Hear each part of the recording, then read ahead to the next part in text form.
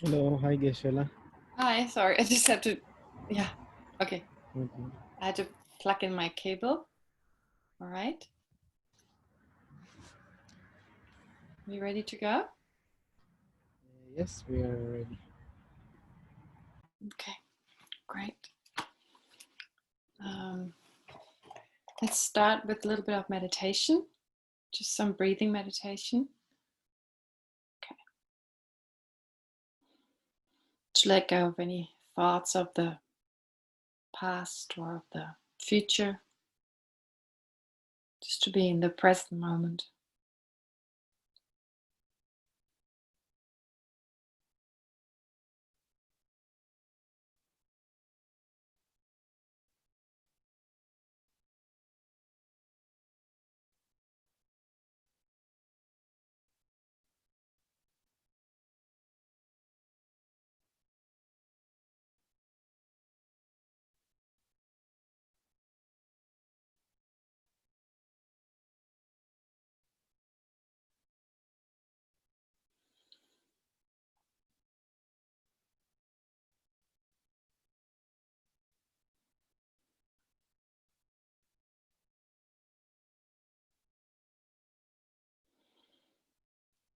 And now generate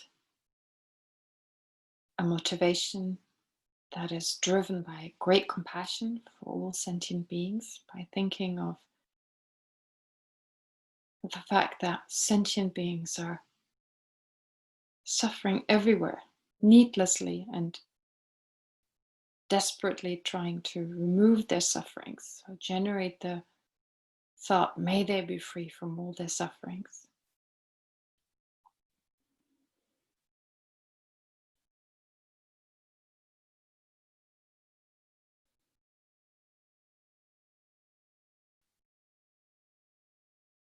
And may I be able to contribute to the removal of their suffering. May I myself remove their suffering.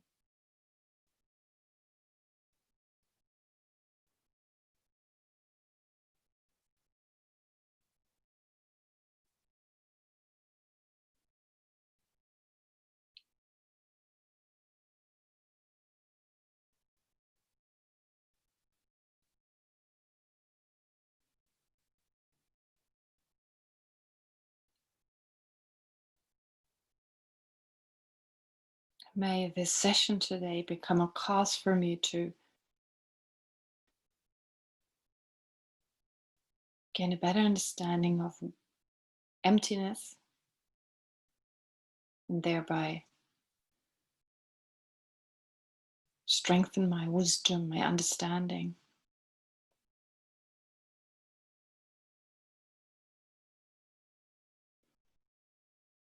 So that one day I'll become a fully awakened Buddha.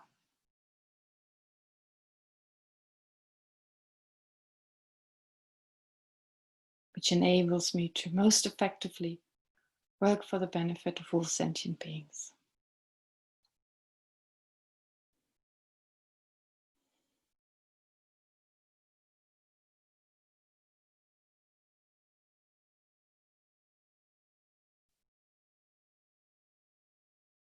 With this motivation, let's recite the prayers together.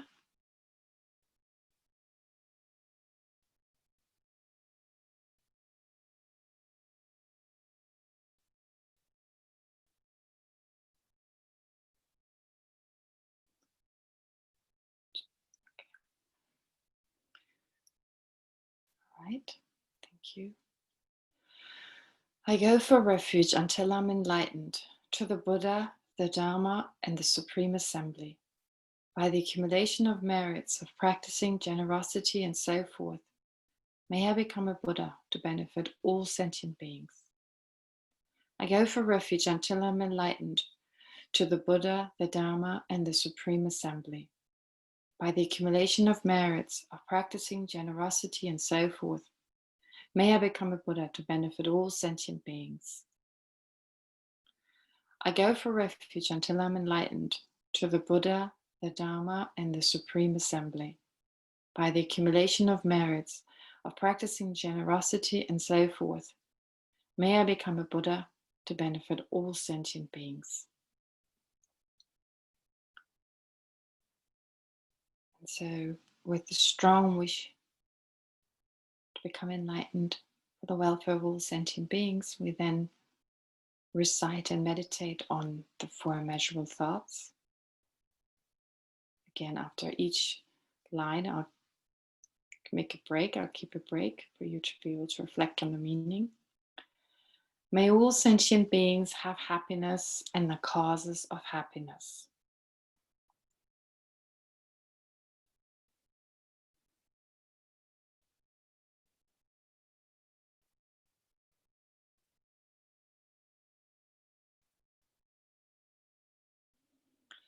May all sentient beings be free from suffering and the causes of suffering.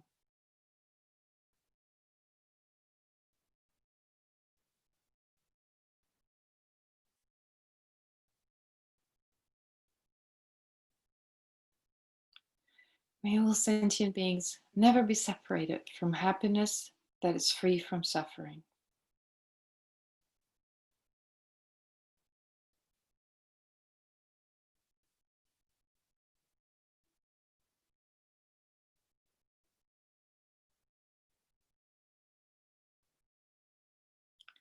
May all sentient beings abide in equanimity, free from attachment for friends and hatred for enemies.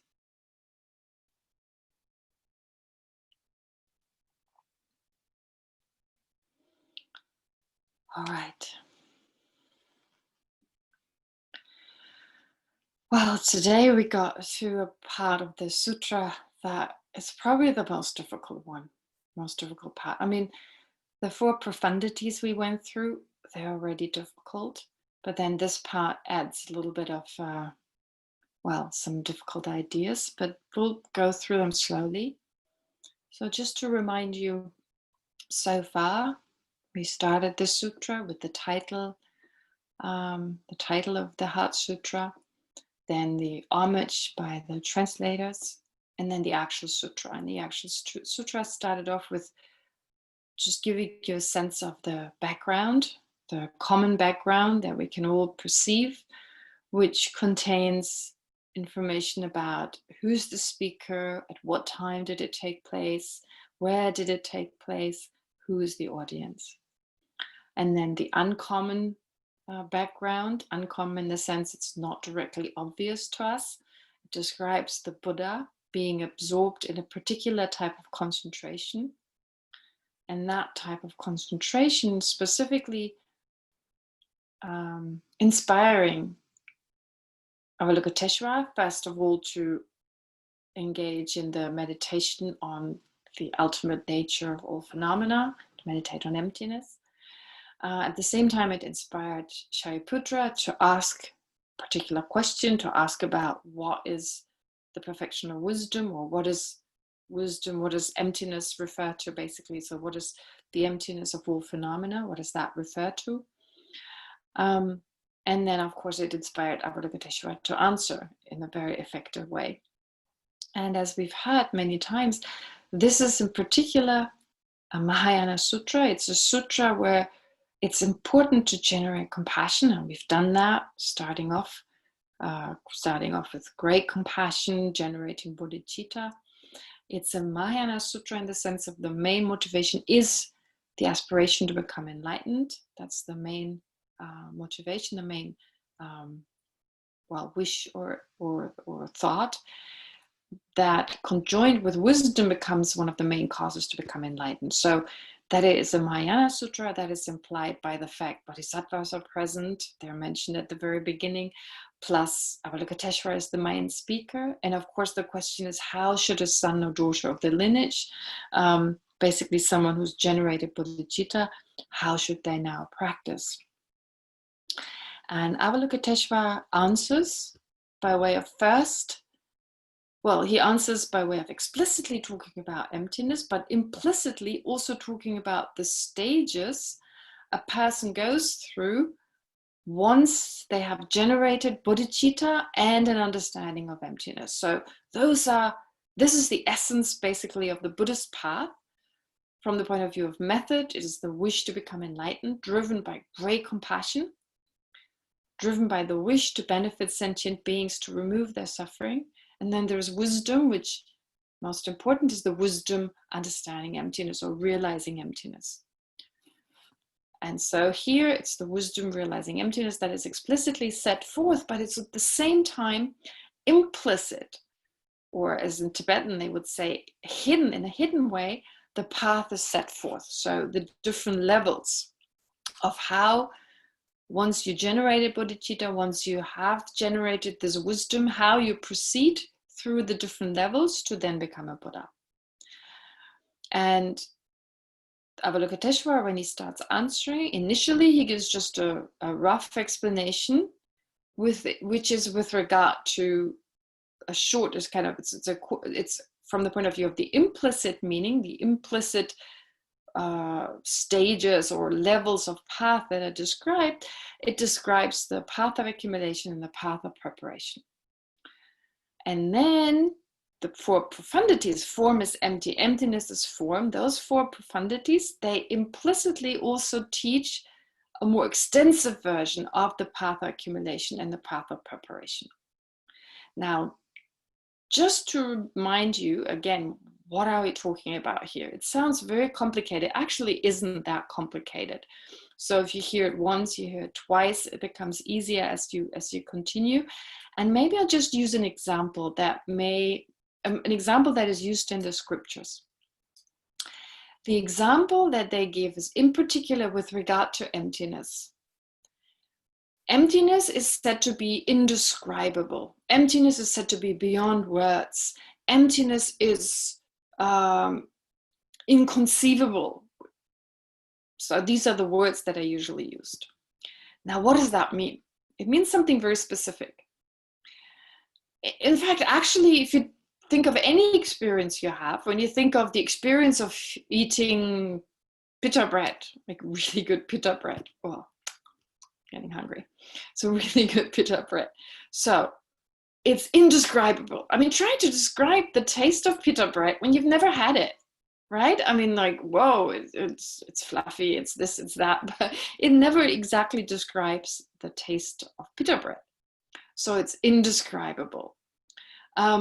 And so it's inconceivable in the sense, unless you've experienced it, to just think about it, you never have the full experience and never have the full sense of actually tasting it. Okay, so it's beyond, we can say, like just an ordinary experience such as eating a certain food, smelling something particular. You can describe it, but the description always falls short, as opposed to falls short to the actual experience. So it will never express the full experience. It will never have the same flavor to it than the experience itself. Never have the same quality. Now, this is true for about anything, But with emptiness, even more so, because that is an object we have no familiarity with. So it becomes even harder. It's even more so that it's beyond thought, that it's inconceivable in the sense that our ordinary perception right now, it's like when you first hear about it, yeah, pita bread I can accept, but emptiness, wow, what's going on? So this is definitely a lot more difficult to understand. And so what the Buddha did, he used words to describe something that's indescribable. Now, an analogy to that, the analogy you find in the texts, is the Buddha used his finger to point at the moon. So with the finger, you point in that direction, which means, in other words, you can use words. It's not that emptiness is totally, like you can use no word, nothing, you will ever never understand it using words. That's not true. But words are very limited.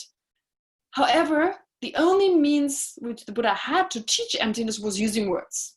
That was the only means, maybe through gestures, but really the most powerful tool the Buddha had to bring us to take closer to what is conceivable at that point.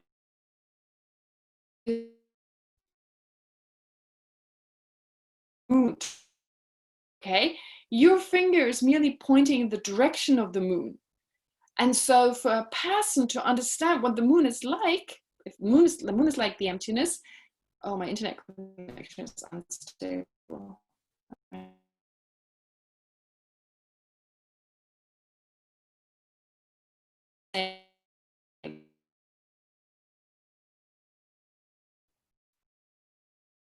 It's frozen. Okay.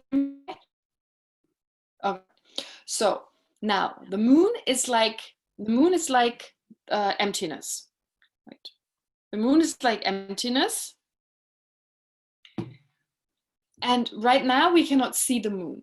The finger leads us in that direction. Okay, so initially we have a hard time to understand the finger. We have a hard time to understand the words, right? So the words that the Buddha used, they take us in that direction, but of course they're not the actual moon that the finger is pointing at. Okay, now we have a hard time to first understand those words. That's like looking at the finger and trying to understand that it's a finger, trying to understand the meaning of what the Buddha is saying. Of course, classic, when you hear things don't exist inherently, we go, what? What is inherent? Okay, it's a word that is used in maybe not in everyday English, but it is used, and it's used usually in a different way. We know the meaning of independent. Okay, objective, independent, intrinsic, in and of itself. Like, these are not even words that we use every day. זוזו, את יכולה להביא לי כרית? What happened? What happened? Did you not hear me? Is everything all right? It's okay, good, good, good. So I don't need to repeat anything. No, okay, good. All right, so in and of itself, we never go to a store and ask, does this cucumber exist in and of itself? I mean, who talks like that? No one talks like that. So initially we use those words from everyday language, and Buddha used words that people were familiar with, and then explained, basically started pointing his finger. So that's the first step. Then you understand this finger. Okay, this is a finger. You get a sense of what the Buddha is talking about. And you slowly start looking in the direction towards which the finger is moving. So not just get caught up in the words, but try to understand what these words are getting at. And you start looking at the moon. But initially, so let's say you can understand emptiness. You understand emptiness, but it's conceptual initially. It's conceptual in the same way. I forgot to bring the flower this time. But anyway, so even if you don't have a flower, this is my alarm clock. You can directly perceive this alarm clock as I hold it up, or I can ask you to think about the alarm clock, right? Just take a moment to think about the alarm clock that I just showed you. And it appears to you. It appears to you. It appears to your mind. That is a conceptual mind to which it appears. So you have a general image of this alarm clock. The actual alarm clock is not appearing to your mind, to your conceptual mind, because how could it? It's no longer in your sphere of vision, and your mental consciousness anyway doesn't directly perceive what's in your sphere of vision, right? Your eye consciousness perceives it, but now your eye consciousness no longer does, but your mental consciousness does, by way of an image of that watch, that clock appearing, or that alarm clock appearing. All right. So that's like when you realize emptiness for the first time, you realize the finger, that's like the words, the general image, the words, or whichever symbolism, the kind of image, the kind of idea you have of emptiness. Okay, so words is a symbol for emptiness. And then when you start thinking about it, you have your own symbol, the meaning, what it means to you just conceptually. Okay, so what does it mean to you? Because you don't experience it. You can't experience it directly with your sense consciousness, just because it's not physical. It doesn't have shape and color. It's not a sound. It's not. So your sense consciousnesses cannot perceive it. You can only access it with your mental consciousness by generating a mental image. Okay, and that mental image is still that finger. It's not the actual emptiness, but it's pointing in that direction. So when you realize emptiness conceptually, you realize you take to mind a mixture between the moon and the finger. Okay, the finger is like the image that you have generated in dependence on the words, and now you have a mixture between the finger and the moon appear mixed. But at least you're getting at the moon, even though by way of this general idea you have of emptiness. And this, through familiarity, you go on meditating on this, you actually have realized emptiness, but not directly, because the finger is still there. So through familiarity, first you generate, well, you meditate on it again and again. That's important. That happens on the path of accumulation. Once you've realized emptiness, and you're of course now driven by a wish to become enlightened for the benefit of all sentient beings, now your understanding of emptiness is enhanced, it's strengthened first through developing concentration. I talked about this before. Generate, that is, cultivate through a process of long time meditation over month and month. Well, they say it takes 6 months if all the conditions are there. It only takes 6 months to develop shamatha, that is calm abiding. And so you meditate on calm abiding, on shamatha, so that your mind becomes very focused, very concentrated. You develop this ability basically to concentrate for at least 4 hours. And now you bring your understanding, your conceptual understanding, that is the mixture between finger and moon, right? That kind of understanding. You bring that together with concentration. And now your mind, your understanding of emptiness, that is mixed, but still better than nothing. You bring that together with concentration, and you've strengthened your mind to such a degree that you can stay with the object of emptiness for long enough to really make a difference. By the way, your life has already changed dramatically. Nothing is as it used to be, in a good way. Nothing is as it used to be. But let's not talk about that, but just going back to the emptiness, the mind that realizes emptiness. So on the path of accumulation, you have the path of accumulation in your continuum. In other words, you have a mind, a type of mind that is now called the path of accumulation once you generate the wish to become enlightened for the benefit of all sentient beings. Not just like, oh yeah, I want to be enlightened for the benefit of all sentient beings, like kind of like an artificial type where you kind of make an effort to generate it, but a mind which over a long time, after you got used to it, like a lot of familiarity, it arises spontaneously. Again and again. It again and again arises spontaneously. You don't have to make an effort. And from now on, that's your goal in life. You want to become enlightened for the benefit of all sentient beings.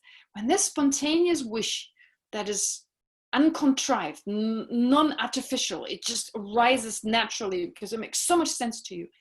When you have reached that type of mind, that is called path of accumulation. You have now, that mind is now a path of accumulation. And now, with this wish, it's always in the back of your mind, if you like. There's a different way of expressing it, but that's how we would express it in with colloquial. So like colloquial English, it's always in the back of your mind. That's what drives you. That's really what's important to you to become enlightened. I mean, other things are important, to make dinner and to go to work and look after your kids. There's no contradiction there, but still that incredible wish, I want to become enlightened, this very strong, spontaneous wish to become enlightened for the benefit of all sentient beings. And then, of course, sooner or later, you need to understand emptiness, okay? And it becomes easier, of course. It becomes easier already with your great compassion that is the fuel for your bodhicitta, for your mind of enlightenment, or the wish to become enlightened. So it becomes easier. And so once you realize emptiness, as I said before, initially it is in dependence on correct reasoning. It's, of course, initially in dependence on the finger, but you need to understand the meaning that's behind it, and then you develop your own finger. Basically, you first it was the finger of the Buddha or the finger of the other great masters. Now you generate your own finger, your own understanding, conceptual understanding, pointing at the moon. Okay, and if you do this long enough and you meditate and think about this for long enough, and some take longer, some very quickly realize it depending on how they go about it, what they've done in a previous life and so forth. But at some point, your own finger, your own image of emptiness and emptiness come together, and you conceptually understand emptiness. But you're still on the path of accumulation, still the first level, because the second level, you only move to the second level once you have cultivated shamatha, or calm abiding, and have brought your understanding of emptiness, still conceptual understanding, together with calm abiding or shamatha. Okay, so the quality of your realization, your understanding of emptiness, is still your own finger pointing at the moon mixed with the moon. Okay, so it's still a conceptual understanding, but it's very powerful now with shamatha, having brought this level of concentration so you can be very focused, keep on the same object, your own finger pointing and the moon together, realizing emptiness. But you have to go further. You have to go further, and that will lead to the next level. A next level, you need to generate a next level, and that is called the path of seeing, where through familiarity, now with this mind that's so focused, so very focused for a long period of time, you keep focused on the emptiness, and the finger, your kind of idea of emptiness is slowly disappearing until you focus only on the moon. It's just the moon. Only the moon appears. The emptiness itself appears. So the moon is just the metaphor, right? The finger is just the metaphor. But your image of emptiness, that disappears, and it's become very clear now, your understanding of emptiness. As in, like, only emptiness appears. And that is called the path of seeing. And your mind has that ability to take about any object. It doesn't have to be emptiness. It can be any object. If you meditate on pita bread enough, if you really understand it, you concentrate on it, you gain an understanding of it. And at some point, once you have that understanding, you conceptually think about it, you combine it with shamatha and meditate longer, you can have a direct experience of pita bread with a mental consciousness. But who would do that? I mean, why would you do that? Why would you spend that much time and effort? Just go and buy a piece of pita bread and eat it. You don't need to do that with something like a sensual object, a sense object such as pita bread. But you have to do it with something like emptiness because there's no other way to access it. But hopefully that process is clear, that our mind is such that initially you can understand about anything. Words can point you in the right direction, and once you've understood the meaning, so someone else points their finger at the moon, okay, here the moon, of course in this case emptiness, points the finger in that direction, you understand the finger, and then you generate your own finger. You conceptually understand the meaning of those words, so your own image of whatever is whatever is you want to understand, that gets mixed with the object you want to understand, which means in this case of emptiness, it's your own image of emptiness, your conceptual idea of emptiness together with emptiness. Those two mix, they appear mixed, and through that you indirectly understand emptiness. Indirectly in the sense it's only through your own image of that. But once you've done that, this is not the end in itself. I'm just repeating what I said before. You combine that understanding with a certain degree of concentration, and then through familiarity, you can make that image, you can make the finger disappear and directly understand emptiness. That's the path of seeing. Okay, so that's the part of the text that I'd like to talk about today. That's implicit in the words. If you go to the text, maybe Shir can make it appear on the screen, just briefly to look at it again. So we had a brief explanation of how to train on the path of accumulation and preparation. Okay, so yeah, there it comes. It's page 2. If you can go to page 2.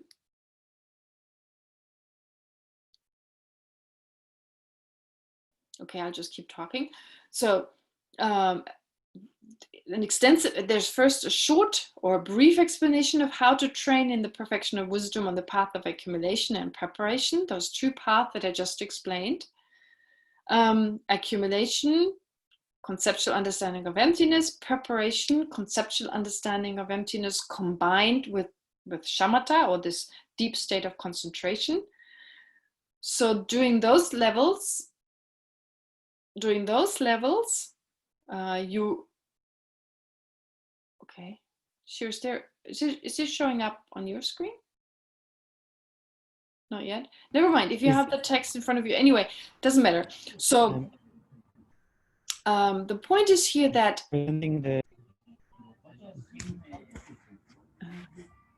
this is you see the text presented. No, it just says Dharma Friends has started screen sharing or something. I don't see it. Well, I can anyway. Sure, if you try in the meantime, but I'll just read it. I read that part. So basically, if you have the brief explanation of how to train in the perfection of wisdom on the path of accumulation and preparation, that was the first part of the answer Avalokiteshvara gave. And then you have the extensive explanation of the path of accumulation, path of preparation. We did that before. So the four profundity: form is empty, emptiness is form, emptiness is no other than form, form is also no other than emptiness. Okay, so this part we did. But now, the next part, and then, then it says, in the same way, feeling, discrimination, composition of factors, and consciousness are empty. So with this, implicitly, Avalokiteshvara described the first two levels, the path of accumulation and the path of preparation, implicitly. But explicitly, of course, he talked about the person doesn't exist inherently, nor does the mind and body of a person, nor do they exist inherently. Okay, explain that. But then the next part is Shaiputra. Likewise, all phenomena are emptiness, without characteristic, unproduced, unceased, stainless, not without stain, not deficient, not fulfilled. And that describes the path of the path of seeing. Okay, now that part, the implicit meaning, okay, it describes the path of seeing. Not that it's obvious to me, but that was the intention of the author, and this is how it was explained later on. So it was passed down in an unbroken lineage of explaining. The implicit meaning is of these words, Shaiputra, likewise all phenomena are emptiness, without characteristic, unproduced, unceased, stainless, not without stain, not deficient, not fulfilled. That's the path of seeing. But explicitly it talks about emptiness, and that's really difficult. Okay, Shir, you can just let go of the text. Okay, great. So this is really not easy. The first word is okay, all phenomena are emptiness. Okay, all phenomena are emptiness. It doesn't literally mean that they are emptiness, but all phenomena lack inherent existence. So all phenomena have emptiness as their ultimate nature. Okay, so emptiness is just a characteristic of each and every phenomenon, which means, in other words, the laptop or the computer that you have in front of you, whatever you have in front of you that enables you to listen to this lecture, well, that lacks inherent existence, so it has its own state of emptiness, has its own emptiness. So does the table that possibly exists in the room, you yourself have your own emptiness. So all phenomena, in other words, lack inherent existence. But then it becomes more complicated. Without characteristic. Okay, unproduced, unceased. What does that actually mean? So far, when we talked about emptiness, we've only talked about the nature of things, as in like a table is not inherently a table. That's all we said. Okay. The table, when we look at the table, it seems to be telling us, it may even appear to that in our mind, look at me, I'm a table. Right? It seems to present itself as a table. We don't get the sense when we look around, oh, this is only a table because I label it such. Okay? No, our mind, because we've been trained, we've been labeling things. In fact, we label every moment we perceive something. Every moment we perceive something, we have the thought, there are thoughts all the time. You're not necessarily aware that there are thoughts because we're so engaged in looking at the objects, we're so busy with the objects, so we miss the fact that in each moment there's a conceptual mind thinking, oh, table, oh, chair. The moment we think that, we're already labeling.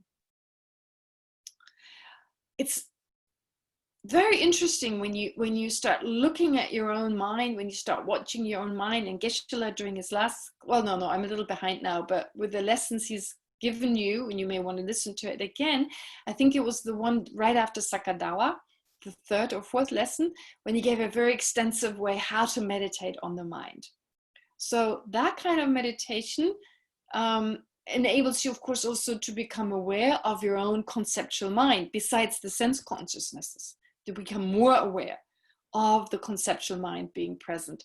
But I think a good example is when you have a food in front of you, something like your favorite food, and you're really, really hungry. What happens when you see that food? You start, water starts, you what do you call that? Your mouth becomes watery, right? You like a lot of saliva. Why? Because your conceptual mind is already thinking of eating it, right? It's like the process of eating. So your conceptual mind is already labeling, oh, food, delicious food, so great, I want this. It's all happening on a conceptual level. And as a result of that, you have a strong, well, possibly strong physical reaction. So it's not just your sense consciousness really perceives the food. No, your mind is already labeling food, my favorite food.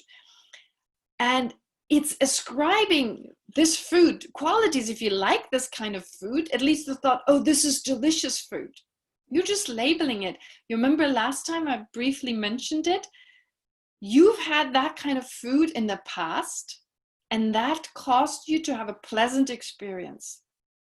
The pleasant experience was here with your own mind, but you project it now onto the object. You're labeling, oh, pleasant object, independence on the pleasant experience that happened in your own mind. And you labeled pleasant object.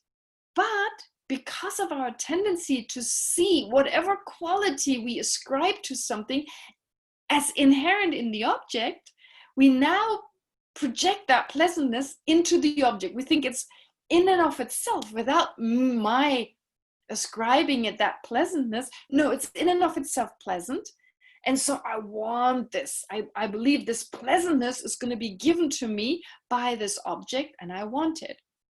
That's just the process of why we crave it. But the point is that there are different moments that are so quick and so subtle that we're not aware of them. So registering food, pleasant food, I like it, I want it. These are all labeling. This is all labeling. Okay. Now you see, our description of a table is only a table because there's the thought table. We have labeled it as a table. That is very simplified, greatly simplified. And so with this sentence here, it doesn't just talk about the table as being a table. It talks about it has certain characteristics. It was produced. It goes out of existence. It has certain characteristics such as pure or not pure, etc. So it takes different characteristics of an object such as a table to mind. In fact, about any object, we don't just look at it as like it's a table, but what about we see it as attractive, or attractive is a funny word, but as pleasant, as desirable, undesirable.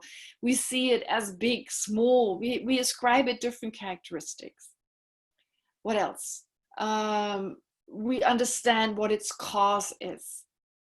We understand its cause. We understand its result, what it results into, etc. So in that way, here, what Avalokiteshvara does, he's saying with this sentence, be aware, all phenomena, whatever there is, whatever exists, it doesn't exist inherently. And it doesn't have any inherent characteristics. And it wasn't inherently produced. And it didn't go out of existence inherently. So here he's not literally saying that phenomena have no characteristics, that they are not produced, that they don't go out of existence. He's not saying that. He's saying inherently, none of the attributes we ascribe them can be found other than us ascribing them, other than us labeling them. From their own side, they're neither produced nor do they go out of existence, etc. Now, this is harder to understand than the mere fact that the table in that object, let's say there's a table in front of you, that the table cannot be found within the table. That's actually relatively easy in comparison to what he's saying here. So this is not that easy. Okay, but we'll go through it slowly. We go through it slowly. And first, I want to explain to you how we get here. So this is according to the commentaries. Now, I don't know whether this is helpful to you, but to understand these words here, characteristic, unproduced, unceased, stainless, without stain, deficient, not fulfilled. The last four are weird.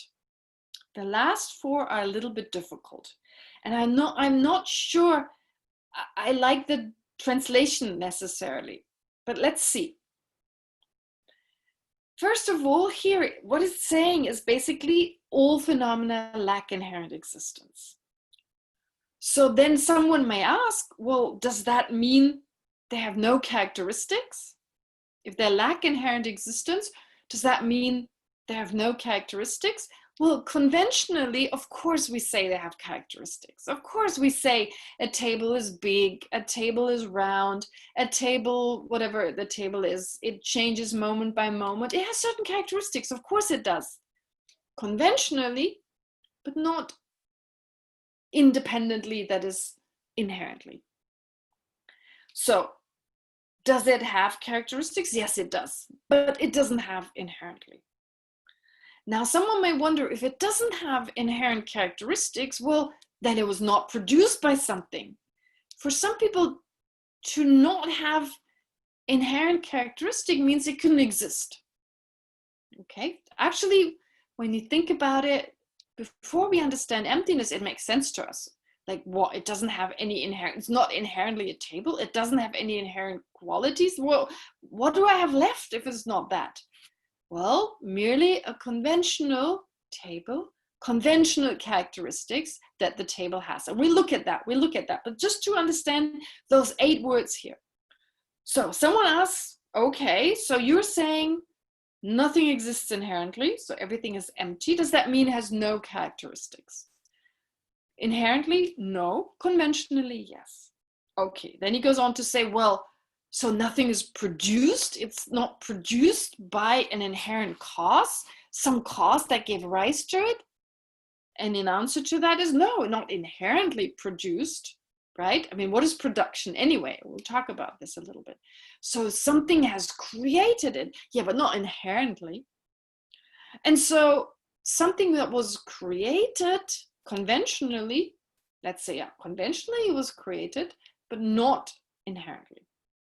So if it was created, it has to go out of existence at some point. Yes, it ceases. Of course, it ceases.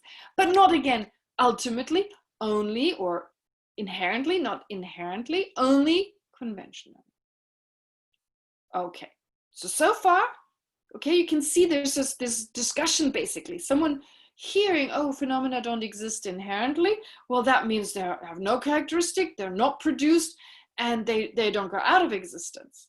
All right. And then the same person may say, well, what do you Buddhists want? Right? What is all this, the Four Noble Truth? What are you talking about? The basis of Buddhism is the Four Noble Truth. In fact, the first teaching the Buddha gave was on the Four Noble Truth. You're basically saying nothing of that exists. So in the Four Noble Truth, the first two have stains as in like, they're not pure, they're non-desirable, they're that which we don't want. And then the last true truth, they are stainless.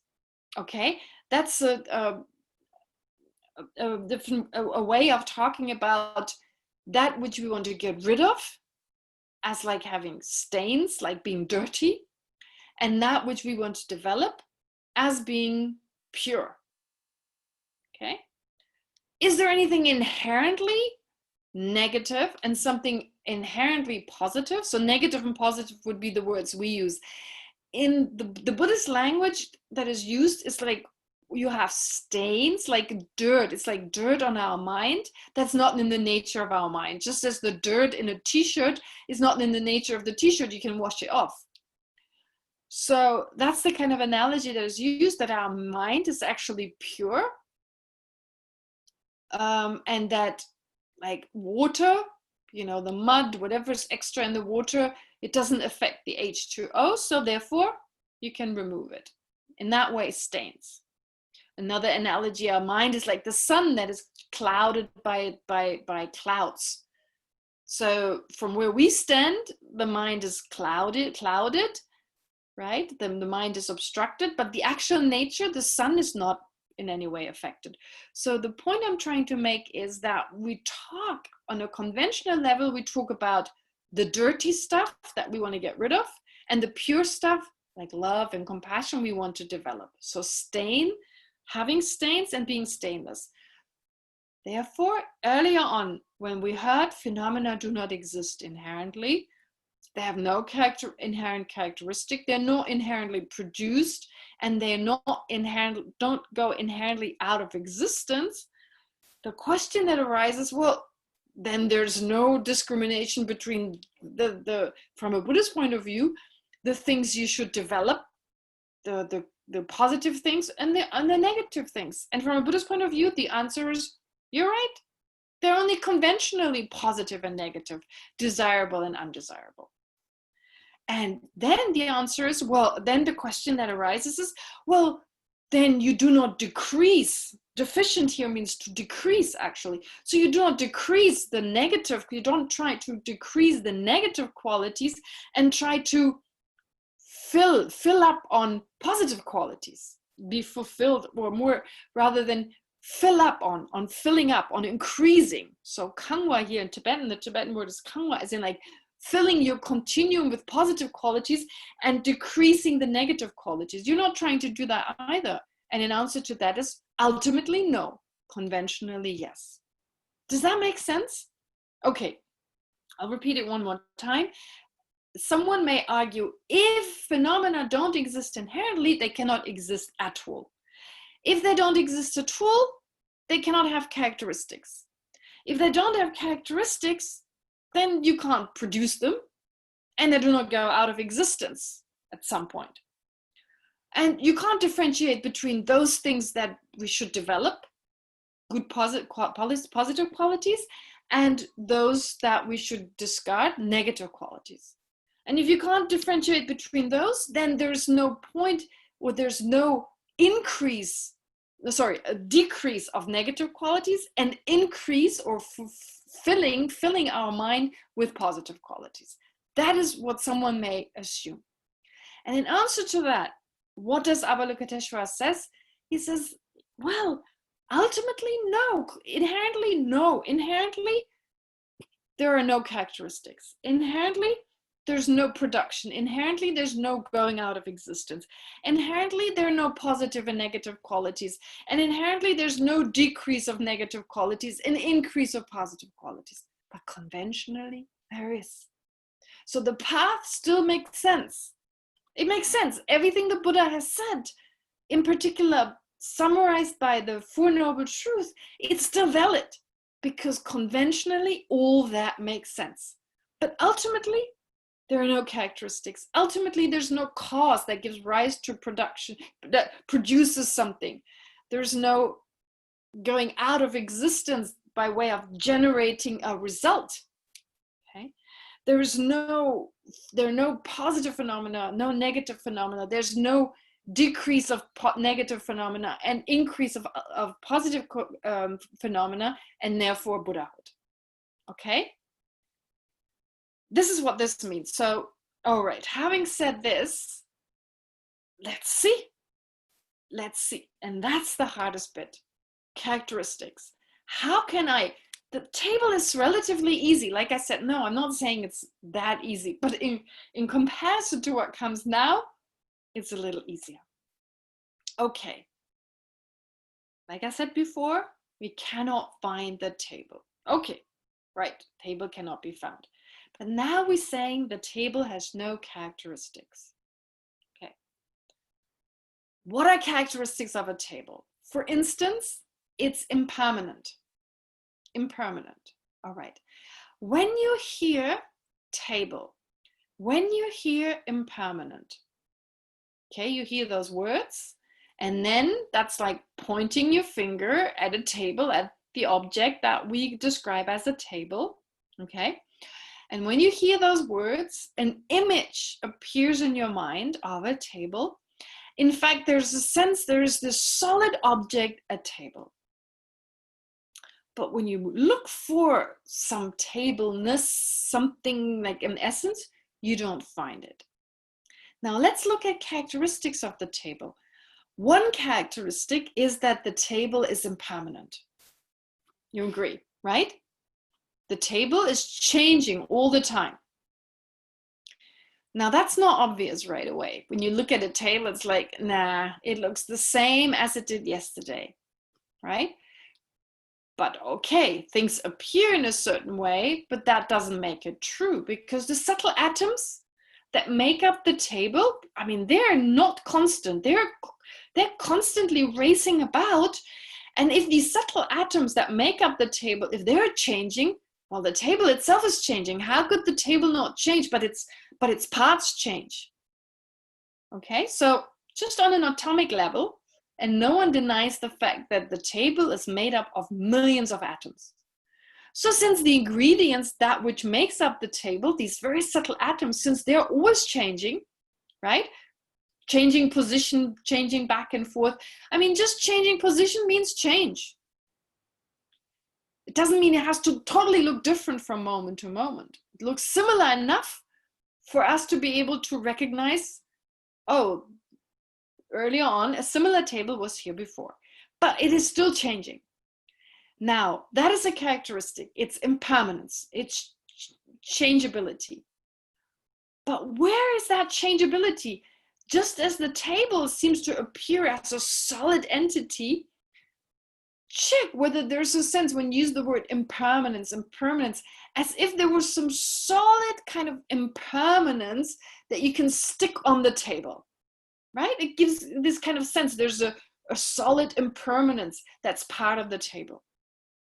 But impermanence is just the label we give to tables in time. So yesterday table and today's table, this morning's table. So this continuum of table, the fact that each is slightly different from the one before, based on that we label impermanent. That's it. There's no solid impermanence that's kind of attached to the table. No, we label impermanence on looking at a continuum. Conceptually, we think about the table of moments in time, and the fact that from moment to moment it's slightly different because its atoms have changed. Based on that, we label impermanent. So we can't find that impermanence as some intrinsic nature in it. No, it's just this label we apply to all these different moments. None of those moments is the impermanent, right? Is the impermanence. But these moments put together and due to a certain function, that changeable function, we label impermanent. Okay, does that make sense? And then we say wood, it's made of wood, all right? Well, it looks on a molecular level or on an atomic level, they're these atoms and they are configured in a certain way, come together in a certain way, and as a coarse object, they perform a certain function, and label on that, we say wood, right? And what else? A size, okay? The table is big. There's no bigness, some bigness that's attached to the table. That's how it appears, big. There's no bigness found. You need something smaller in relation to which you can now say big, all right? You can look, you can take a whole table apart. You won't find any bigness, which again seems as something solidly attached to the table. No, it's in comparison to most tables that we know, possibly, we call it big. So none of the characteristics, anything you want to say about the table, is some inherent, intrinsic, solid entity that can actually be found. Okay? So nothing you can say about the table. Now start with yourself. Take yourself. Okay? We did the meditation on the I previously. I. Okay? In so many moments throughout your day, the moment you use the word I, right? Or the symbol I, you think I this, I that, you're labeling. You're already labeling yourself. And that's fine. Nothing wrong with that. The mistake lies that we believe because we label, since we label, we believe there's something that we label. We believe we label because there's some I here. We don't realize that the I only exists because we label it on the basis of mind and body. Okay? But we don't just think I. We think I'm a woman, one characteristic. I'm Israeli, another characteristic. I'm tall, I'm small, I'm fat, I'm thin, I'm in the middle. I'm successful, I'm popular, I'm non-popular, whatever, right? Throughout our day, we have certain experiences and they lead us to label I'm this, I'm that, and so forth. Conventionally, you may be all these things. We're not always conventionally right, but we may be all these things. But is there something, some characteristic being a woman? Is there some solid womanness within us? No, it's just a label we give independence on certain body parts and independence on the way we feel about ourselves, right? Okay. So, I mean, I think a woman who feels like she's a man, I'd rather say she's a man. He's a man. Because of the way, though having a female body, I think it's more important the way we feel about ourselves. Okay? So it's not just the body parts, but labeled on something other than itself. So I is, if I don't just label woman on my I, because then everyone would be a woman, because everyone would label woman on their I. No, it's on different parts other than the I that we label woman. Or I'm a daughter. Independence on my parents, I label daughter. Is there some daughterness within me? Some womanness within me? No, it's just a label that I apply on the basis of a certain attitude and on the basis of a certain body part or certain body parts. Okay? And here I'm just simplifying. I mean, of course, there are more than men, women, etc. But never mind, just keeping it simple. So I'm labeling daughter in dependence on two different people, my parents. Okay? Is there a solid daughterness within me? No. What else do I label? I label German because of my parents and my passport. Really, basically my passport, because I have German citizenship, so I'm German. It's my passport. It's, you know, the registry in whatever register office, whatever. So I label. Is there some kind of solid Germanness within me? Well, maybe my character, my very German, right? That's also part of it. But I could be American, right? And just have German forefathers, and I would still call myself American. So therefore, again, there's a sense I have this Germanness within me. Nah, it's just labeled on the basis of something other than itself. Okay. And then I get angry. Every now and then I get angry. I'm not angry all the time, but I get angry again and again. So I label angry person on the basis of a particular mind, the moments of which are not anger, but in combination, I describe that as anger. And therefore, based on that mind, I label angry person. Is there some solid angry person? No, it's no solid angry person. And you can go on and on and on. You do not find any inherent qualities within you other than the ones you've labeled. You only have labeled qualities. They're just labeled. Okay? Understanding that is big, because you see that labeling that we are caught in a lot of ideas about ourselves, and we don't realize that the basis for labeling is impermanent. We can make changes, right? Depending on our sense of how inherent they seem. We have the strong sense, I'm an inherently negative person. Or like this sense of I'm being wronged because another woman is being wronged. Okay?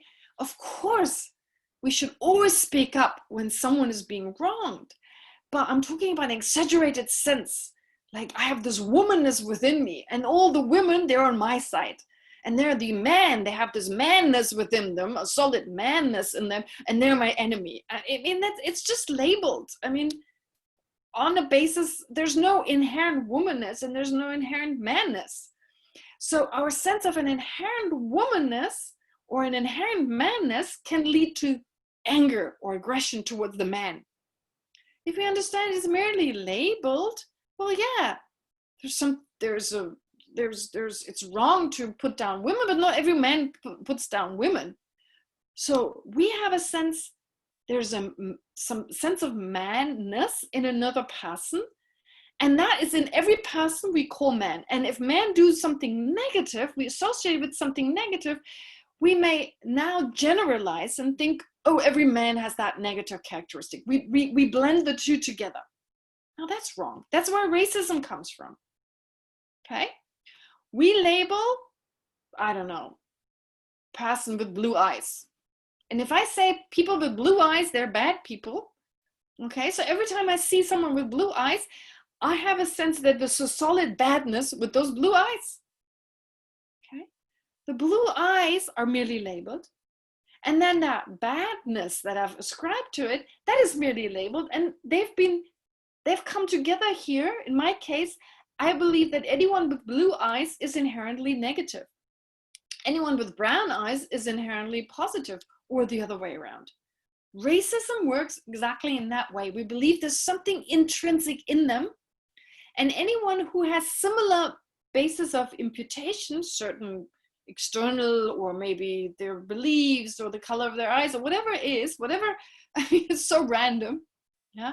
In India, it's where you're born, what family you're born in. It makes you a pure caste or a non-pure caste. I mean, how bizarre is that? We understand that if we're not Indian because we're not that used to it, right? But we may understand it less when it comes to certain other characteristic on the basis of which we label, oh, this person is like that because they have that race, for instance. In India, it's very strong. You're born to that family. There's a sense there's some purity in that family, and there's some impurity in that other family. And that cannot be found. It cannot be found. There's people with, you know, a head, eyes, and ear. And where's that purity? It cannot be found. But where's that maleness, femaleness? Where nothing intrinsically there. It's just labeled. Conventionally, it's there, but not ultimately. And this is what this is saying. Without characteristic, there are no inherent characteristic. There's no inherent I. There's no inherent good, bad, right? So no inherent I'm useless, I'm wonderful, I'm more important than others. It's all labeled by the mind on a certain basis, but intrinsically, no. I'm a woman, independence on my body and certain minds, certain types of awareness that make me feel I'm a woman. I'm a daughter, independence on my parents. If I had children, I'd be a mother, independence on those children, okay, that I gave birth to. Or even if I adopted them, I may call myself, if I call myself a mother, I'm a mother, right? And if that's accepted, basically I can say conventionally I'm a mother, whether I've given birth or I've adopted them. Independence on my partner, I'm a wife. If I've gotten married, independence on a certain ceremony, I label wife. Okay? Those are all my different characteristics. Can I find a wifeness within me? No. A daughterness? No. Can I find a motherness? No. Can I find a Germanness? No. Can I find an I? No. Only labeled. Ah, how nice. I don't need to worry. Can I find a good reputation? Like a little solid thing, the good reputation? No. What is good reputation? My neighbor, I've heard my neighbor says I'm a nice person. And the neighbor next door said the same thing. So I'm labeling popular. Is there any kind of popular found? And then when you criticize me, you destroyed my good name. No, I wasn't there in the first place. So nothing to destroy, right? They destroyed my reputation. As if my reputation was this little thing I'm carrying around with me, right? I labeled, oh, good reputation. I'm carrying that around with me. And I reinforce it. Oh, this person said I was nice. Oh, a little bit more popular. And this person, oops. And I believe it's truly there. And I hold on to it. It's my reputation. You do not play with that. And then a person comes along and criticizes me, and they destroyed my good name. Oh boy, that leads to a lot of trouble. So much trouble, so much energy used, because I believe that popularity, that success is truly there. Success, it's great. It's another one. I love it. Living here in Germany, I'm so unsuccessful. I'm a failure in everyone's eyes. My family, they're very polite about it, but I'm obviously a failure. The other day they recommended, they said like, well, since you're now stuck in Germany, you know, I mean, Buddhism doesn't really, why don't you go to the supermarket? They need people to put stuff in the shelves. What? They out of the goodness of their heart, they suggested I go work in the supermarket because, you know, I'm pretty much a failure. But the thing is, it's important to understand that success, it's just measured. Everyone has a slightly different, I feel satisfied, you know, to a certain degree. I've done what I did. I don't need to go to a supermarket and fill in the you know, shelves, but they felt like they wanted to help me to be a little bit successful, you know, do something, right? I mean, you don't do anything. So the thing is, success is measured by things as if there was an inherent success, right? And it's so strong. I know from my relatives, ooh, this person is a little bit more successful, but it's just these ideas, nothing solidly there. And we're so preoccupied with the idea that there's an inherent success, popularity, success, inherent like good mother, negative mother, and so forth. And we carry this around us. We believe in it, and its solidity, and we're attached to some things, and we want more of this and we want less of that, and we have no space for it, love and compassion, not even for ourselves. We're too busy hating our negative ideas we have about ourselves that we believe to be solidly there, not just labeled, right? Too upset to be focusing on them and making them huge. So I'm so bad and I hate myself, right? And being attached to this and attached to that, not understanding it's just label. It's just created by the mind. Not randomly. Yes, there's a basis of imputation, but nonetheless, we've exaggerated its existence. We've labeled, we believe it now has its own life, popularity, success, good mother, bad mother, good person. No, it's just labeled. Okay. And even those objects based on which we label them, they are also just labeled. So there are countless possibilities. Countless possibilities. And we can let go. Because our attachment only holds on to something that it believes to be there truly, inherently. If it only exists conventionally and not truly, and when we understand that, our attachment's got nothing to hold on to. And we're finally free. Okay, I've gone a little bit beyond what I meant to say, but just to understand, when Avalokiteshvara here, blessed by the Buddha or inspired by the Buddha, when Avalokiteshvara says phenomena are emptiness, that is, they lack inherent existence, whatever there is, and not only can it not be found as that phenomenon, but its characteristics cannot be found. None of the characteristics that we may ascribe to it. So usually when I say, I don't know, Leora, okay? When I say Leora, and someone asks me, describe to me Leora, I have a sense there's an inherent Leora.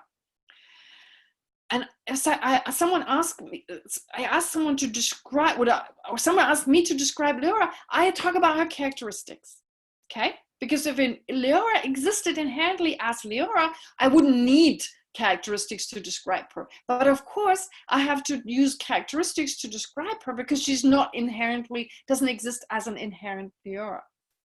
But even these characteristics, they're merely labeled.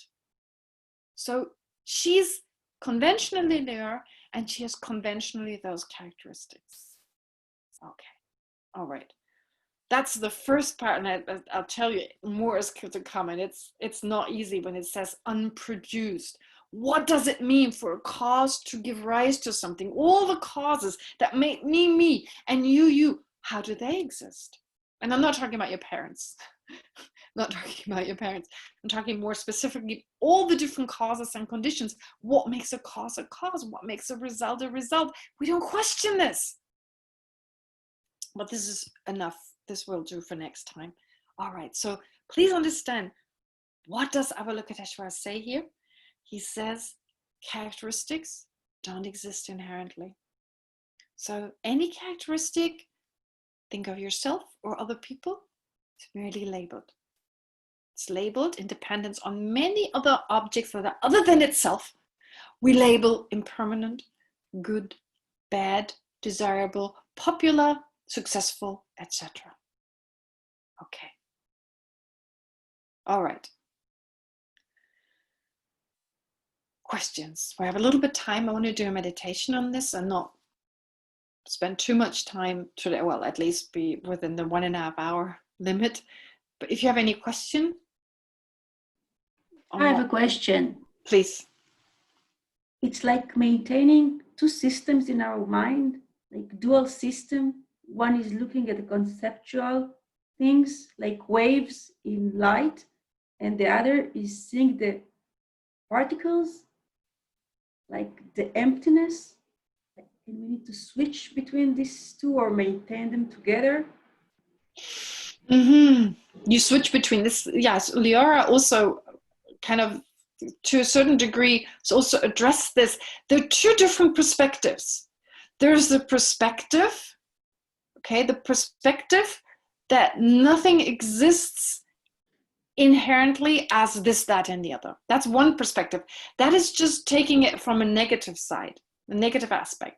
The positive side is that it's labeled, that it's independence on many, many causes and conditions, and independence on parts that are other than itself, and even more importantly, independence on us labeling it that it is this. Okay? That something is a tree, or something is success, or something is pleasant. So that is independence on these objects. They exist conventionally. That's the positive aspect. The negative aspect is they don't exist inherently. Okay? So you could take it like, for instance, your friend. On one perspective, your friend is not a tree. On another perspective, your friend is a human. Okay? So you deny the treeness, being a tree, and you affirm that that he or she is a human being. So likewise here, and so not being a tree enables your friend to be a human. And because of being a human, your friend cannot be a tree. So likewise, phenomena exist in interdependence as merely labeled. Why? Because they don't exist inherently. And because they don't exist inherently, they exist in dependence on other things. So from one perspective, you deny a certain characteristic, inherent existence. From another perspective, you consider the fact that phenomena exist as being merely labeled, conventionally existent, in other words. Yeah. So it's just looking at it from different perspectives. One negating a characteristic that was never there, but that we falsely perceive. And another aspect, understanding because they lack that characteristic, they exist conventionally. Does that help? Yes, I can maintain it even parallel. I can look at the human being and say that there is no human being inherent in it, but still conceptually it is a human being because I'm labeling it like this. Yes. So you're not actually doing it simultaneously. You switch very quickly back and forth. It seems to you're doing it simultaneously, but well, great. Not simultaneously, but I need to be aware of these two ways of thinking. Yes, very true. And if you don't have them combined, they don't make sense. Only in combination do they make sense. Very good. If you don't see them as contradictory, but as complementing each other, then you get it. Okay, great. Any more questions? Can I ask a question? Yes.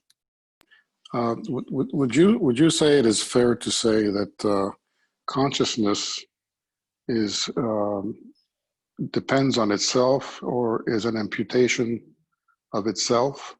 The consciousness is just an imputation? No, consciousness, you see, when we say something is imputed or labeled, it is always labeled on something based on something other than itself. So when you take consciousness, it is labeled, for instance, based on the object that appears to us. That is not the consciousness. It is labeled on the function, based on the function it performs. It is also labeled on each of its sub-moments. So when you take a particular type of consciousness, of course, when we say just consciousness, when we say just table, I mean, just table, really, honestly, there's particular tables. So when I take a particular table, then I can look and see how it's merely labeled. When I say consciousness, there's no overarching general consciousness. No, there's, for instance, a consciousness that perceives a table. It's made up many, many moments that enable that consciousness to perceive the table. You need many moments in time because just a very brief moment would never enable you to perceive a table. Therefore, this consciousness perceiving a table is labeled based on the perception of the table, on the appearance of the table, on those many sub-moments. Labeled on that, which are not that same consciousness, you label consciousness perceiving a table. But if I mean, the explanation you're giving now is very reminiscent of the explanation that we got from Geshe yesterday when he was speaking of temporal moments. But if we look at consciousness as an imputation or dependent on the parts, on the five aggregates, for example, you don't necessarily say, I believe, that each aggregate occurs one after the other. They, in some sense, occur maybe even simultaneously. And together, these different parts are the parts of the consciousness. This is another way maybe of looking at it. Is this fair? Well, I'm not sure I really understand the explanation you just gave. So actually, when you look at the five aggregates, you see, we take one of those aggregates, take consciousness itself, right?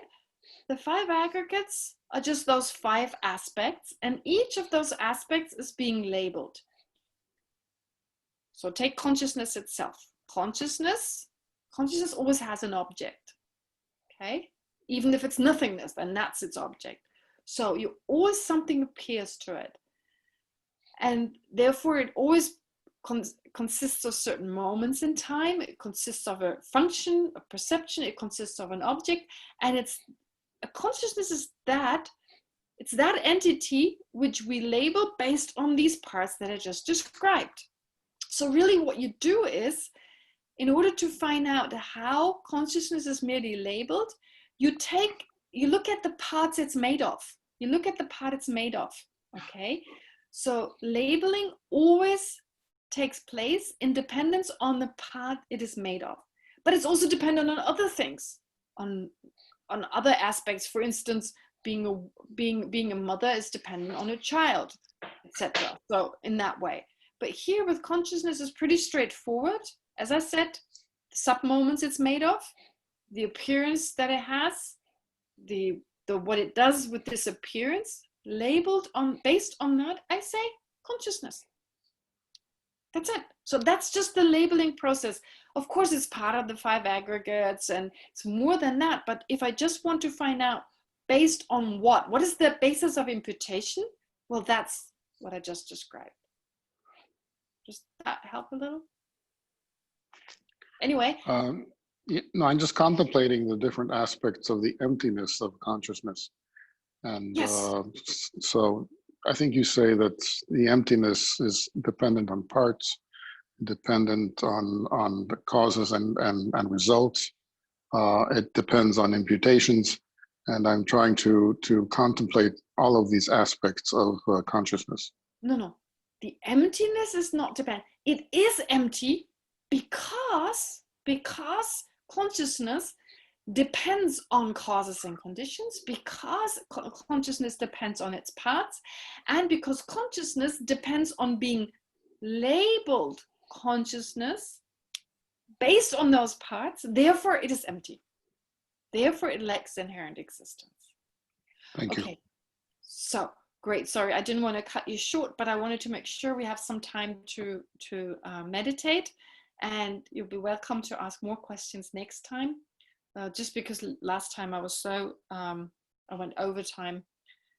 I went 20 minutes past, or it was 20 minutes too late. So I want to make sure I'm a little bit more in the time frame assigned to this lesson. And what I would like to meditate on today is exactly what we discussed, having no inherent characteristics. So taking yourself as the object, but of course you can, when you do the meditation on your own, you can take other objects, other people, but the I is just more effective.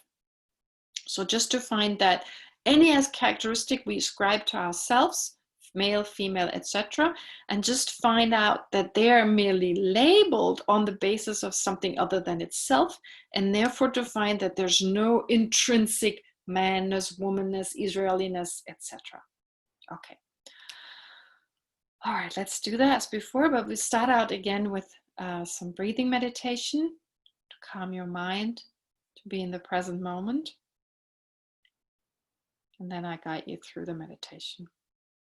And of course, at the very end, I'll ask you, whatever conclusion you come to, whatever feeling has arisen in conclusion to your analysis, to absorb this, to allow for this to sink deeper. Okay, so to make sure you internalize your meditation.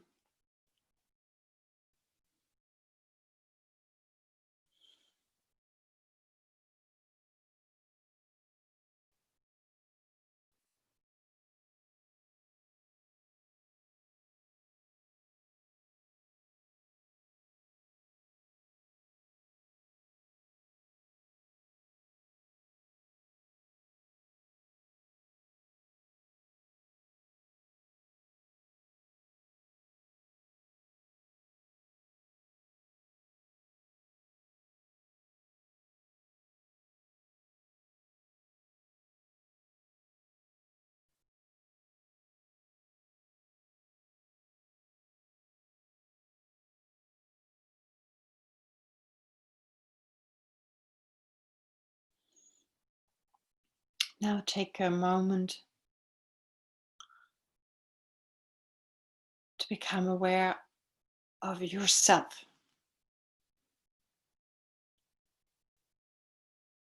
of your sense of I.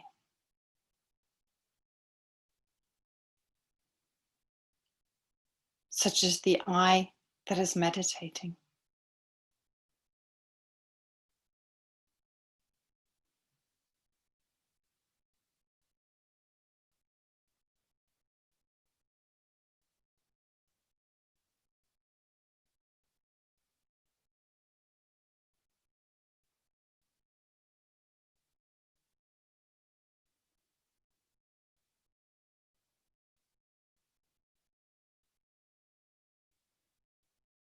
What are the characteristics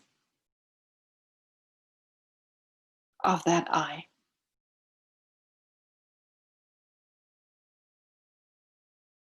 Male or female?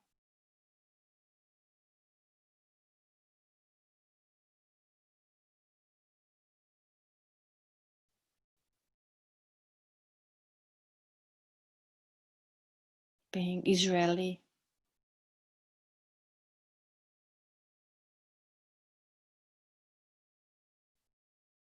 Being well educated?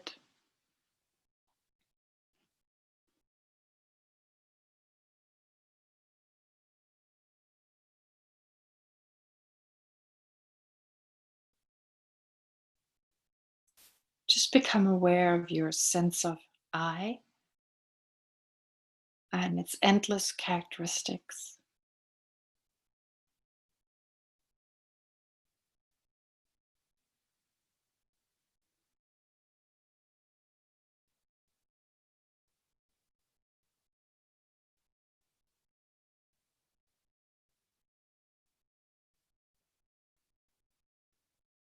And then take your gender, male, female,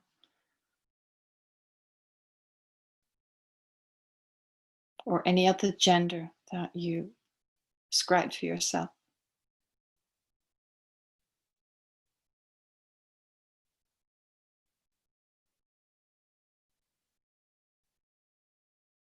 Is there a sense that's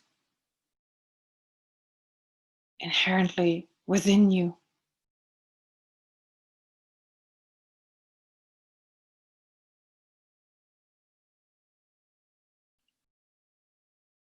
Some femaleness, for instance, or maleness.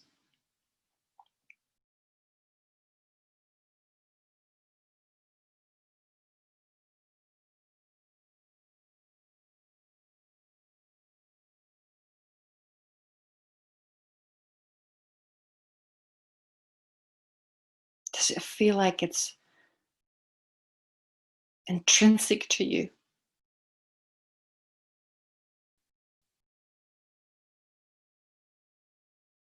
As if you could find your gender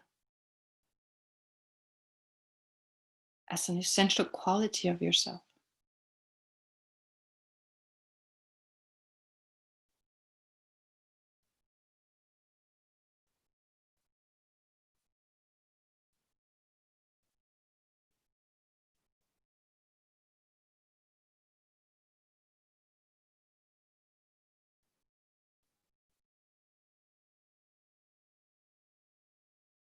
But actually, your gender is merely labeled based on certain body parts.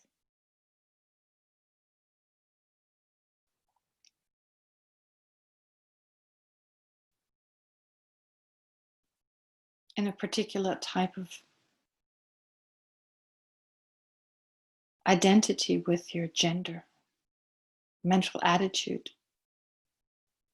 that identifies with a particular gender.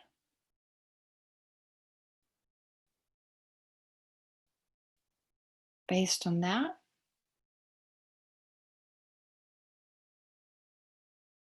you label male or female.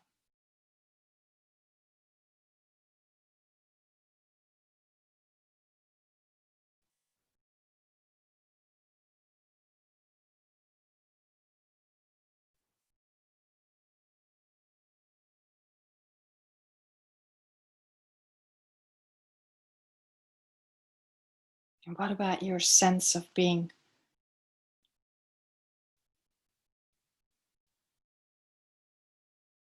a daughter or a son?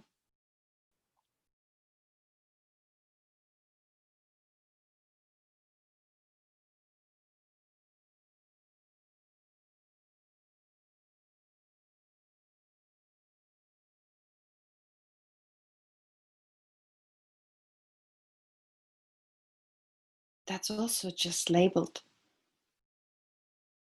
independence on your parents.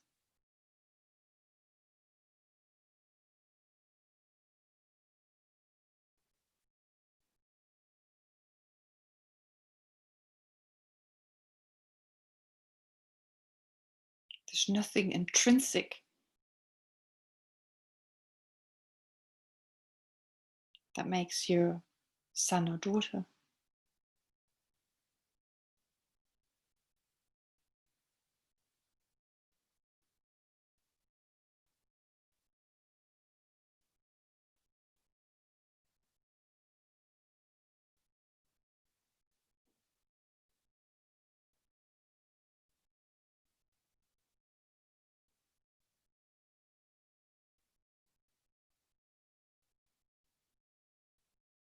And if you're a parent,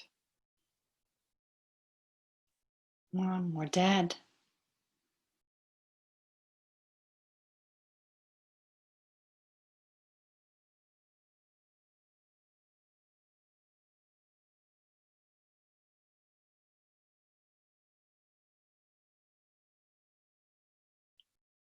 that's merely labeled independence on your child or your children.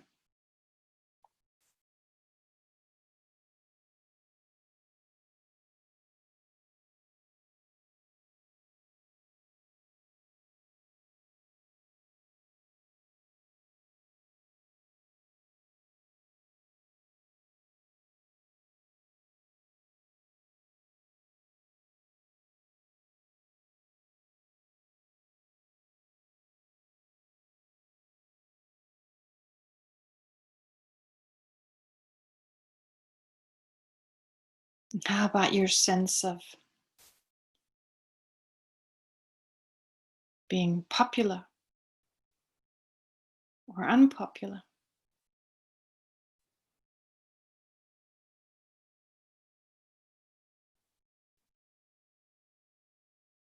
In relation to certain people and our interaction with them, we may label popular.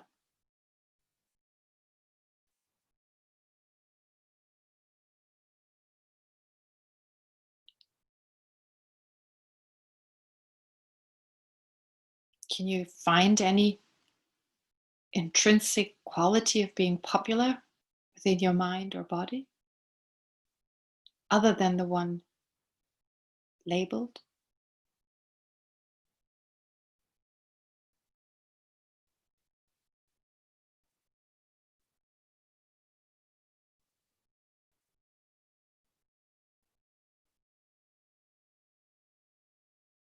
The same goes for unpopular.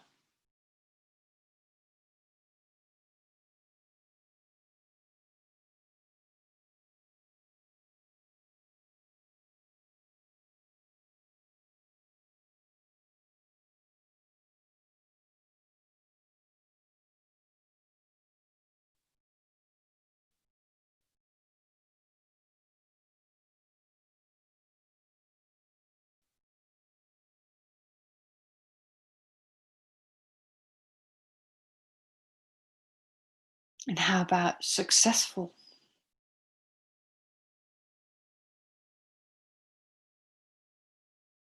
Or unsuccessful?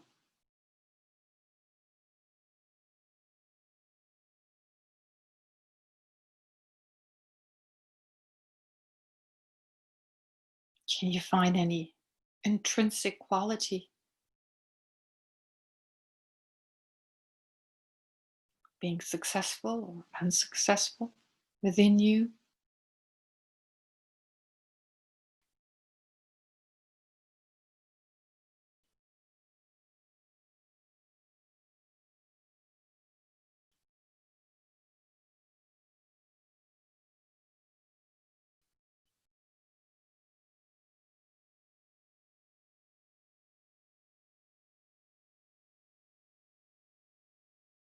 Or is it just labeled in relation to certain achievement or lack thereof?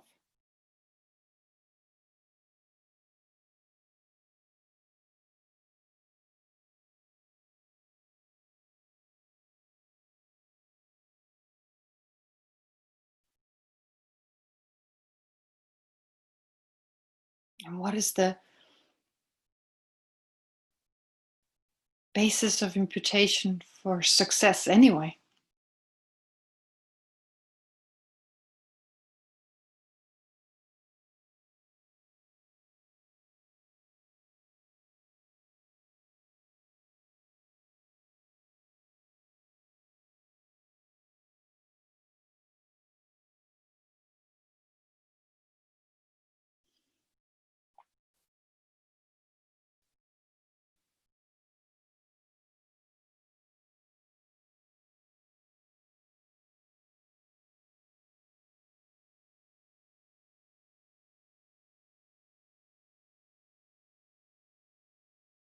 So check whether you can find any characteristic of yourself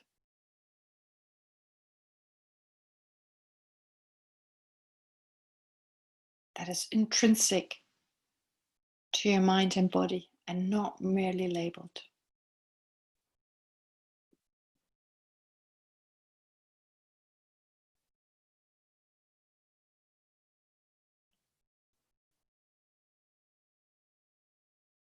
Especially those characteristics that are important to you.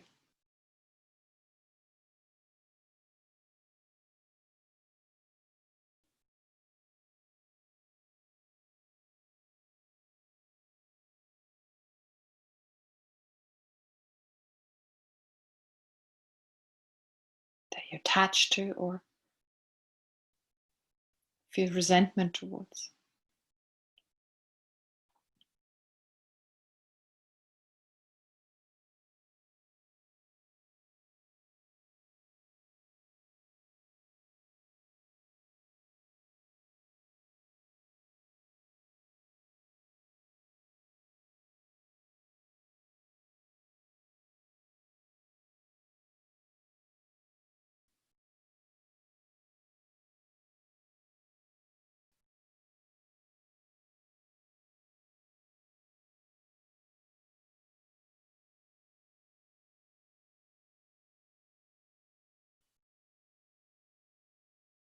So try to get a sense that your attachment towards certain characteristics and your resentment towards others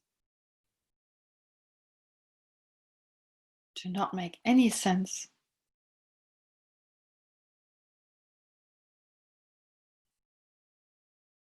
since the objects of these emotions do not exist as they're perceived by them as inherently and intrinsic characteristics.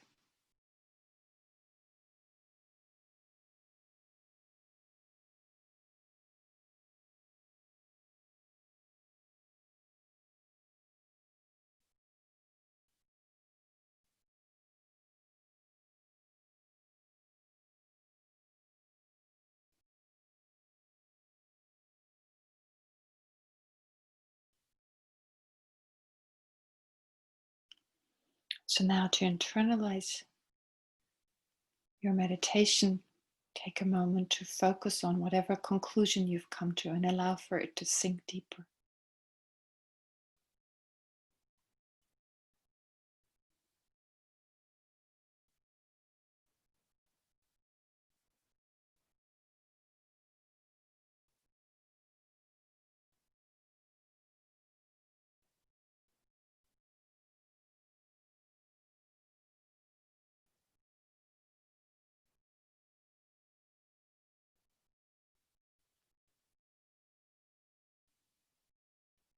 Okay.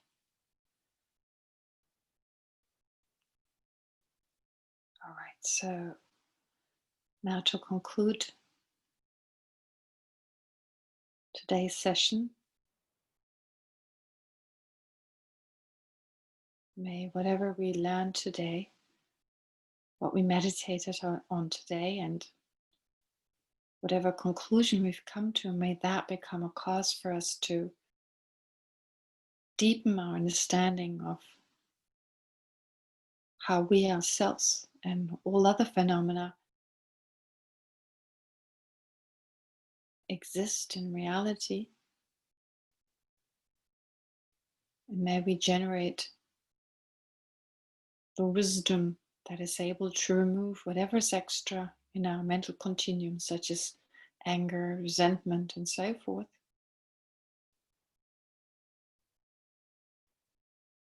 So that one day we'll actualize our fullest potential as an awakened Buddha, to be able to guide others to that very same state. So with this wish to become enlightened, or this dedication towards our own enlightenment, let's recite the dedication prayer. Shantidevas.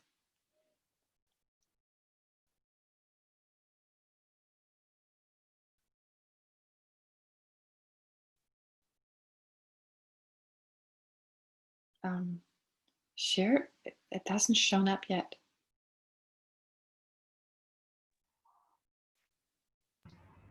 We can It is see it. presented. Yeah.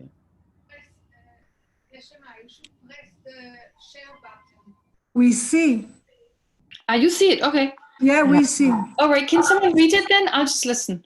I can't see it, so if you could read it, someone.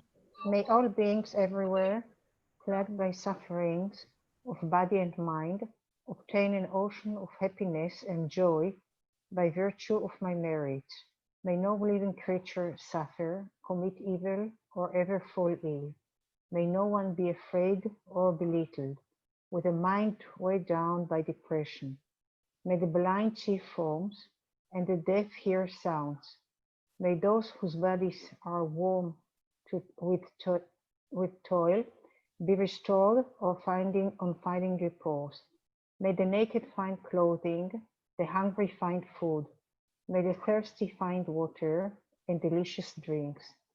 May the poor find wealth, those weak with sorrow find joy. May the hopeless find hope, constant happiness and prosperity. May there be timely rains and bountiful harvests. May all medicines be effective and wholesome prayers bear fruit. May all who are sick and ill quickly be freed from their ailments. Whatever diseases there are in the world, may they never occur again. May the frightened cease to be afraid, and those bound be freed. May the powerless find power, and the people think of benefiting each other. For as long as space remains, for as long as sentient beings remain, until then may I too remain, to dispel the miseries of the world. Great, thank you. I must have done something with my screen. Somehow it doesn't show up. I'll try and fix that for next time. Okay, well, thank you very much. Thank Have you a very lovely much. week. And please continue with this meditation. It's so important. Every time you have a thought, I'm like this, I'm like that, that is the labeling. And that's fine. There's nothing wrong with that. But check whether it's just labeled or you find some intrinsic quality that accounts for you perceiving yourself as being that. Right? And just remind yourself, it is just labeled. It's merely imputed. That's your homework for this week. Okay. Thank you. Thank you very much, Geshe. You are an inspiration. So I'm very happy you have a not successful normal job. Yes. Thank you very, very much. You're welcome. Okay. Bye.